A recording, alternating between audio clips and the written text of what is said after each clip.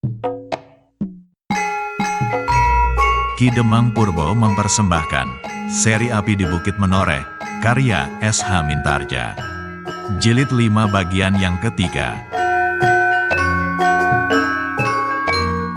Pada akhir bagian kedua yang lalu, Sidanti menjadi semakin marah karena merasa apapun yang akan dilakukannya dalam pertandingan memanah itu, tetap akan dimenangkan oleh Agung Sedayu. Apakah yang akan Sidanti lakukan kemudian? Silahkan ikuti bagian ini. Sekali lagi dada Widura berdesir, namun ia harus menahan diri. Ia tidak boleh hanyut dalam arus perasaannya, supaya anak buahnya tidak menjadi berantakan karenanya. Tetapi sebelum ia menjawab, tiba-tiba meloncatlah seorang gadis yang telah kehilangan pengamatan diri. Digoncang-goncangnya tubuh Agung Sedayu sambil berteriak, "Kenapa Tuan diam saja? Kenapa Tuan tidak menyanggupinya dan membuktikannya bahwa Tuan dapat memenangkannya?" Bukan main terkejutnya Widura dan Agung Sedayu sendiri. Tetapi Hudaya, Citragati dan Sendawa sama sekali tidak terkejut. Sejak tadi mereka melihat gadis itu menjadi gelisah. Sekali-sekali ia maju, namun kemudian mundur kembali. Mereka melihat gadis itu meremas-remas tangannya sendiri dan bahkan menghentak-hentakkan kakinya. Tetapi yang terkejut sekali adalah Ki Demang Sangkal Putung. Dengan cepatnya ia meloncat dan menarik anaknya itu ke tepi.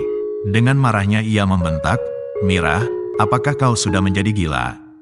Sekar Mirah, gadis yang selalu hanyut menurut arus perasaannya itu pun terkejut pula. Karena itu ia menyesal, namun hal itu telah terlanjur dilakukannya. Ketika ia mencoba melihat wajah-wajah di sekitarnya, maka seakan-akan mereka itu memandangnya dengan heran, sehingga kemudian Sekar Mirah itu pun menundukkan wajahnya. Tetapi apa yang dilakukan Sekar Mirah itu ternyata seakan-akan minyak yang ditumpahkan ke dalam api yang menyala di dada Sidanti. Gadis itu benar-benar telah menggelapkan matanya. Gadis yang selalu mengganggu perasaannya itu. Karena itu tiba-tiba ia berteriak, "Aku akan melangsungkan pertandingan. Disetujui atau tidak disetujui, tidak ada sasaran yang lebih baik yang harus kita kenai. Ayo Sedayu, bersiaplah. Sasaran itu adalah kita masing-masing." Kata-kata Sidanti itu seperti guru yang menyambar setiap telinga yang mendengarnya. Kata-kata itu jelas mereka mengerti maksudnya. Bukankah dengan demikian Sidanti telah menjerumuskan dirinya dalam suatu perang tanding dengan senjata panah? Belum lagi gema kata-kata itu lenyap, terdengar Sidanti itu berkata pula, "Kita tentukan cara-cara menurut kehendak kita sendiri. Jangan hiraukan orang lain kalau kau jantan. Kita berdiri beradu punggung. Kita melangkah maju masing-masing 10 langkah. Kemudian siapakah di antara kita yang paling cepat memutar tubuh kita, membidikkan anak panah dan mengenai kepala lawan, itulah yang menang. Kita akan tahu dengan pasti, siapakah yang lebih baik di antara kita. Sebab yang kalah dapat segera ditandai. Mati." Denyut nadi Sedayu terasa berhenti karenanya. Tantangan itu tak disangka-sangkanya. Karena itu betapa tiba-tiba terasa lututnya menjadi gemetar. Mati, kata-kata itu sangat menakutkannya. Ia tidak pernah berpikir untuk dibunuh atau membunuh. Apalagi dalam keadaan serupa itu. Swandaru yang berdiri di belakang Agung Sedayu pun jadi tergetar karenanya. Disadarilah kini, betapa jauh akibat yang sudah terjadi akibat kelancangannya. Kalau terjadi sesuatu atas mereka, apakah ia Agung Sedayu ataupun Sidanti, maka itu benar-benar akan merugikan Sangkal Putung. Sidanti telah berhasil menyelamatkan hidupnya pada saat ia melawan Tohpati, dan Sedayu pun selamat pula meskipun ia berpapasan dengan Pandai Besi Sendang Gabus, alap-alap Jalatunda berempat. Dan sekarang, salah seorang dari mereka harus mati karena tangan keluarga sendiri. Dengan demikian, maka Swandaru itu pun menyesal tak habis-habinya. Tetapi ia sama sekali tidak tahu bagaimana ia harus memperbaiki kesalahannya. Apalagi sekali-sekali ia melihat ayahnya memandanginya dengan penuh penyesalan pula. Widura masih tegak seperti patung. Kata-kata Sidanti itu tak disangka-sangkanya.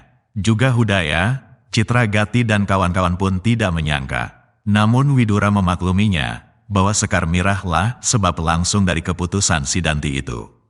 Ketika Widura itu memandang Agung Sedayu, ia melihat anak itu gemetar. Beberapa orang lain pun melihat pula. Namun mereka mempunyai sangkaan lain. Seperti Sidanti yang gemetar karena marah, maka mereka pun menyangka bahwa Agung Sedayu menjadi marah pula. Namun kemarahannya itu ditahannya, karena anak muda yang patuh itu takut benar kepada pamannya. Dengan demikian, maka semua mata kini memandang kepada Widura, seakan-akan semua menunggu keputusan apakah yang akan diambilnya. Tetapi kepala Widura itu benar-benar akan pecah karenanya. Ia kini tidak tahu bagaimana ia akan mengatasinya. Apakah ia sendiri harus mengambil keputusan yang dapat berakibat dirinya sendiri yang harus berkelahi seperti beberapa waktu yang lalu. Dan ternyata pula terdengar Sidanti berkata, "Kali ini aku tidak mau dihalang-halangi. Siapapun yang mencoba mencegahnya, orang itulah yang akan menjadi lawanku." Sekarang atau kapanpun, lapangan itu benar-benar dicengkam oleh ketegangan. Tak seorang pun yang berani berkata sepatah kata pun. Mereka melihat wajah-wajah yang kaku. Widura, Hudaya, Citragati, Agung Sedayu, Swandaru, Ki Demang Sangkal Putung, Sekar Mirah dan Sidanti sendiri. Bahkan wajah Sidanti itu kini benar-benar telah menjadi merah biru. Widura yang tahu benar perasaan Agung Sedayu menjadi semakin bingung. Kalau saja anak itu berani dan menghadapinya dengan tatak, maka ia yakin bahwa Sidanti tak akan dapat mendahuluinya. Widura itu yakin benar bahwa anak-anak Kisadewa telah mewarisi keahliannya dalam berbagai senjata bidik. Tetapi hati Agung Sedayu adalah hati yang kerdil. Meskipun demikian, apabila keadaan memaksa ia harus membesarkan hati anak itu. Ia harus mencoba meyakinkan bahwa ia akan menang. Dan keputusan itu akhirnya menjadi bulat di dada Widura. Ia tidak melihat persoalan lain lagi. Namun ia hanya ingin merubah tata cara pertandingan itu. Tidak sampai mati, dan yang harus dikenai bukanlah tempat-tempat yang berbahaya. Namun apakah Sidanti yang menjadi seolah-olah gila itu mau menerimanya, dan apakah meskipun sudah diperlunak itu, Agung Sedayu berani menghadapinya? Dada Widura menjadi semakin berdebar-debar ketika ia mendengar Sidanti berteriak, "Minggir." Pertandingan akan dimulai. Ketika semua orang menyibak, maka Agung Sedayu menjadi semakin takut. Dipandangnya wajah pamannya, dan hampir-hampir ia berteriak memanggilnya. Hampir ia kehilangan rasa malunya untuk sedikit saja mempertahankan namanya yang selama ini menjadi semakin dikagumi. Lingkaran yang mengitari mereka yang sedang dibakar oleh ketegangan itu, semakin lama menjadi semakin luas. Sementara itu Sidanti sudah bergerak setapak maju. Namun Widura dengan wajah yang tegang kaku masih berdiri di tempatnya. Ketika ia memandang wajah Sidanti, dilihatnya wajah itu telah benar-benar menjadi sedemikian liarnya. Dalam pada itu, Widura pun menyadari bahwa Sidanti benar-benar tak akan dapat diajak berbicara. Kehadiran gurunya agaknya berpengaruh juga kepadanya. Sebab dengan demikian ia menyangka bahwa apa yang dikehendakinya pasti akan terpenuhi. Tetapi Widura itu pun memperhitungkan kehadiran Kiai Gringsing. Ia tidak tahu pasti apakah Kiai Gringsing akan dapat mengimbangi kekuatan Ki Tambakwedi apabila diperlukan. Namun ia pernah melihat tangan Kiai Gringsing itu mampu meluruskan kembali sepotong besi yang melengkung karena tangan Ki Tambakwedi, sehingga untuk sementara maka ia dapat mengabaikan kehadiran Guru Sidanti. Biarlah Kiai Gringsing mengurusnya. Ketika keadaan semakin meningkat, maka Widura tidak dapat tetap berdiam diri di tempatnya. Ia harus berbuat sesuatu, kalau mungkin mengurungkannya, kalau tidak, apapun yang dapat mengurangi kemungkinan-kemungkinan yang tak diharapkan. Karena itu, maka dengan lantang ia berkata, "Bagus, pertandingan akan segera dimulai. Tetapi kita belum menentukan peraturannya." "Aku tidak memerlukannya," teriak Sidanti. "Aku sudah menetapkan peraturan itu." "Apakah hakmu?" bertanya Widura. "Akulah yang berkepentingan," jawab Sidanti. "Aku yang berkuasa di sini," sahut Widura tidak kalah lantangnya. "Aku akan membuat peraturan." "Tidak," jawab Sidanti pula. "Apapun yang akan kau lakukan, aku tetap pada pendirianku. Aku akan membidik jantung Agung Sedayu dan membunuhnya." Meskipun Agung Sedayu tidak melawan, dada Widura kini telah bergetar semakin cepat. Sedemikian peningnya kepalanya, sehingga ia hampir muntah karenanya.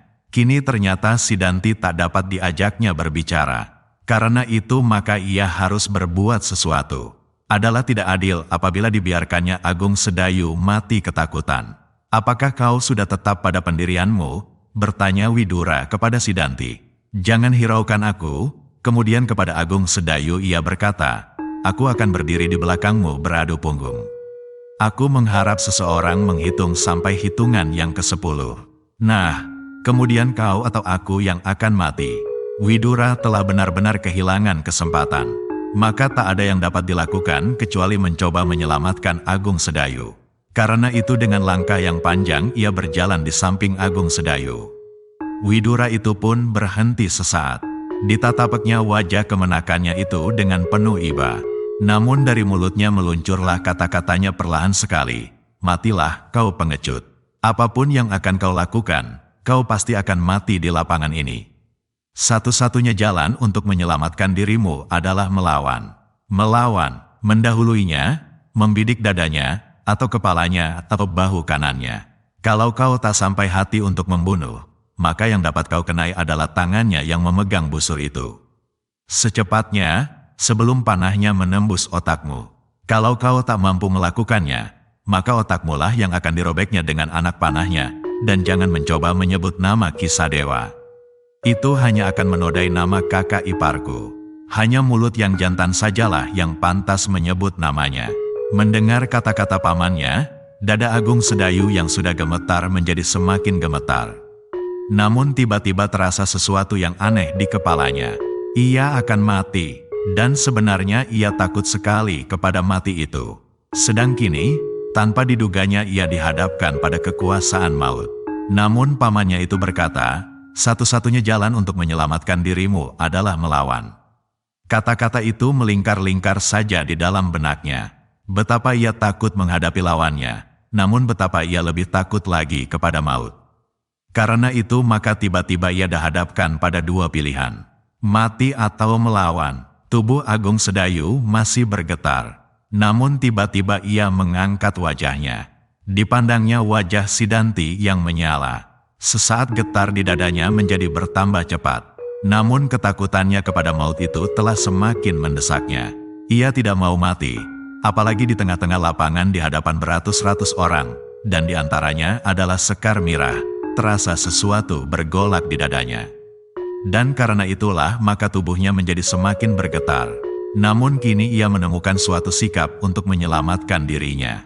Dan jalan satu-satunya adalah melawan. Tak ada jalan lain. Kalau ia masih mungkin melarikan dirinya, maka ia akan lari dan bersembunyi. Namun ia tahu pasti, demikian ia melangkah, maka anak panah Sidanti pasti akan hinggap di punggungnya. Karena itu Agung Sedayu tidak berani melarikan diri. Sedayu pun terkejut ketika terdengar suara Sidanti menggelegar di telinganya. Ayo Sedayu, siapkan busurmu. Sedayu mengangkat wajahnya. Dan tiba-tiba terdengar ia berkata dengan suaranya yang bergetar, Swandaru, berilah aku anak panah. Semua yang mendengar kata-kata itu terkejut. Dan ketegangan pun menjadi semakin memuncak. Mereka segera akan menyaksikan suatu perang tanding antara dua anak muda yang mereka anggap memiliki kekuatan-kekuatan di luar kekuatan kebanyakan orang. Sehingga dengan demikian maka perang tanding ini pasti akan menjadi sangat dahsyatnya. Widura pun terkejut mendengar jawaban Sedayu. Namun tiba-tiba dadanya pun bergelora. Ia menjadi terharu melihat Agung Sedayu berusaha untuk mempertahankan hidupnya. Tetapi meskipun demikian, perasaan khawatir merayap-rayap di dalam dada Widura. Meskipun Agung Sedayu kemudian berusaha untuk menyelamatkan dirinya, namun betapapun juga, hatinya yang kerdil pasti masih akan mengganggunya. Dengan demikian, Widura kembali menjadi ragu-ragu apakah Agung Sedayu akan berhasil menyelamatkan dirinya. Tetapi seandainya terjadi sesuatu, maka lebih baik apabila Agung Sedayu itu menghadapinya secara jantan daripada mati seperti kelinci betina. Swandaru pun dengan tangan yang gemetar pula menyerahkan sebatang anak panah kepada Agung Sedayu. Betapa ia menyesal, namun semuanya telah terjadi, dan kini ia tinggal menunggu akibat dari perbuatannya. Sementara itu Sidanti pun telah memegang sebatang anak panah pula. Kini ia maju lagi beberapa langkah. Kemudian ia berkata dengan lantang, siapakah yang akan mengucapkan hitungan sampai 10? Lapangan itu menjadi hening seketika. Tak seorang pun yang menjawab. Karena itu Sidanti mengulangi lebih keras lagi, "Ayo, siapakah yang akan mengucapkan hitungan?" Kembali lapangan itu tenggelam dalam kesepian. Gema suara Sidanti itu pun kemudian lenyap pula. Sehingga dengan demikian Sidanti menjadi semakin marah karenanya. Ia merasa seakan-akan semua orang di lapangan itu sama sekali tidak menghargainya. Karena itu tiba-tiba ia berkata, "Ayo Adi Sedayu, supaya aku tidak disangka curang, kaulah yang mengucapkan hitungan itu." Agung Sedayu tidak dapat menjawab kata-kata itu. Ia sedang sibuk berjuang melawan perasaannya sendiri yang saling berbenturan.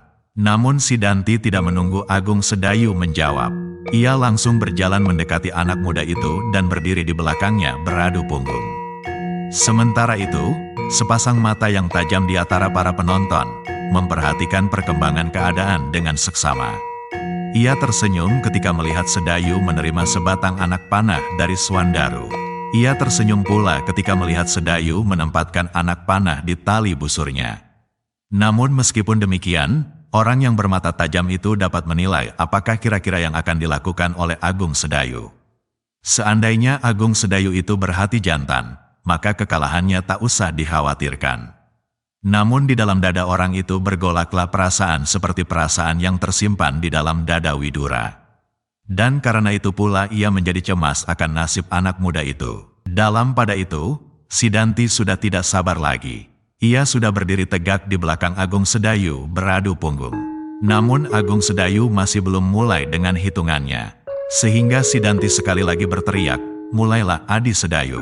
Kalau tidak akulah yang akan menghitung, dan aku akan melangkah menurut irama hitungan itu. Aku tidak peduli apa yang akan kau lakukan, namun sesudah hitungan ke-10 aku akan melepaskan anak panahku ini." Debar di dada Agung Sedayu menjadi semakin cepat dan cepat saja. Sedang mulutnya masih saja terbungkam.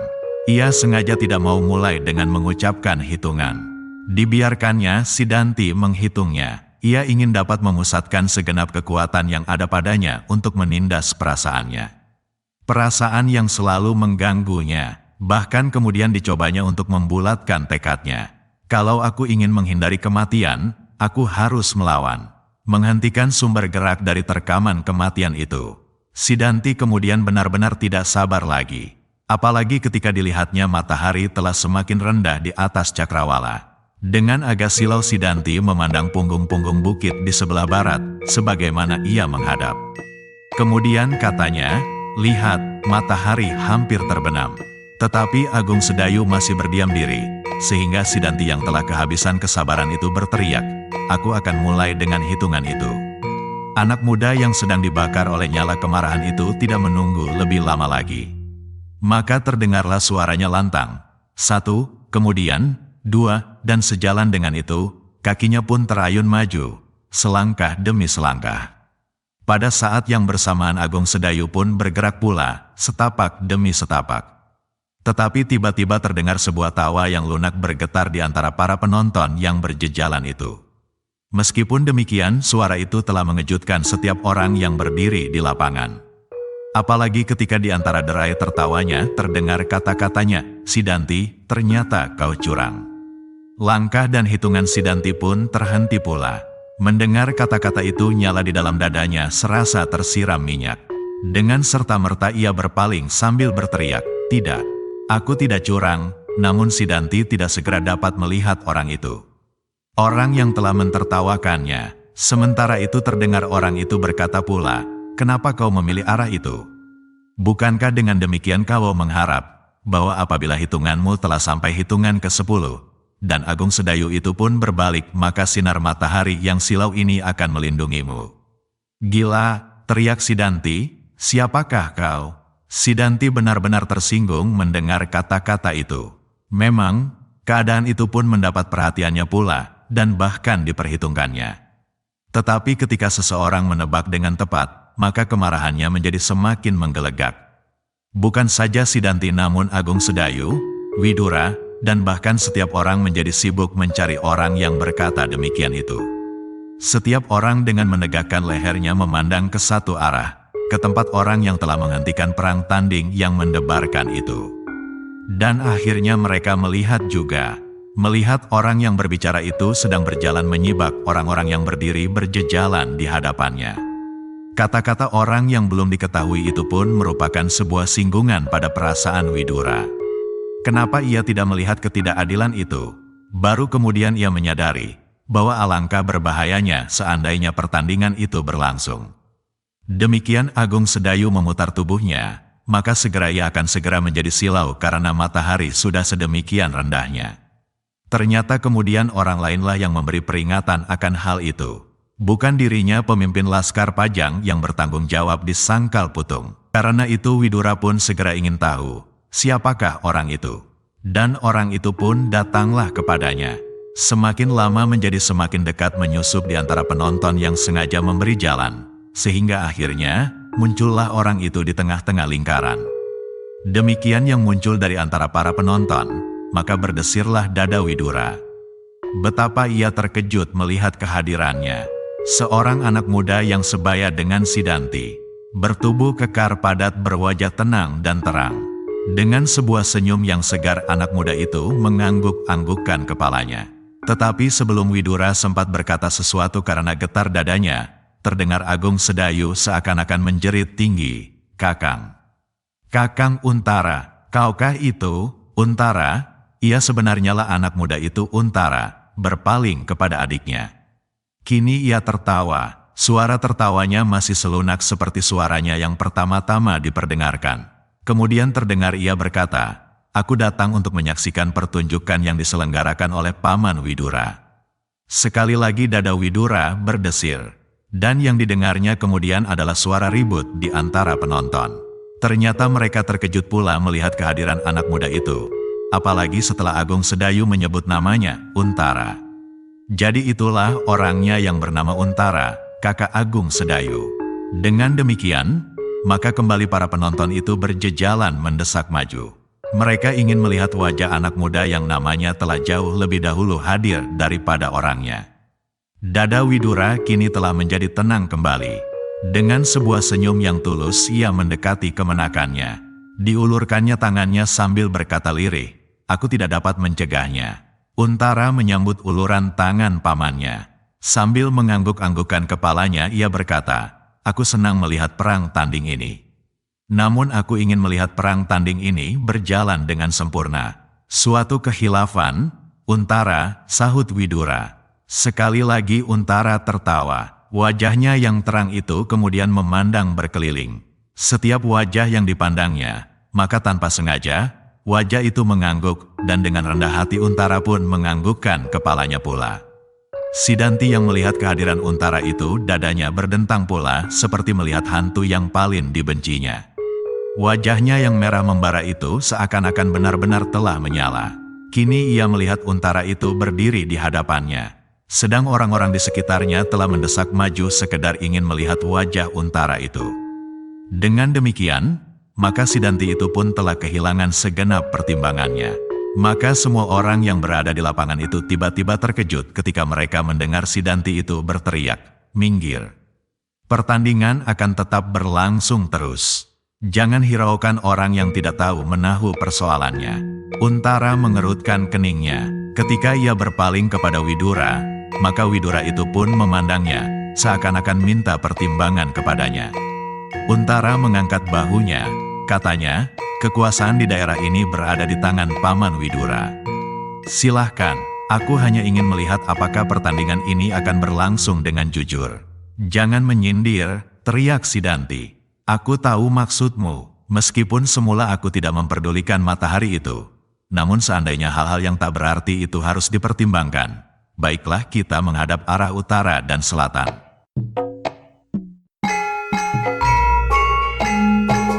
Demikianlah cerita jilid 5 bagian ketiga ini berakhir. Selanjutnya apa yang akan terjadi? Kita ikuti cerita lanjutannya pada bagian keempat mendatang. Jika Anda berkenan, silakan like, share, dan bagi yang belum, jangan lupa subscribe channel Ki Demang Purbo @CeritaMataram. Nuwun.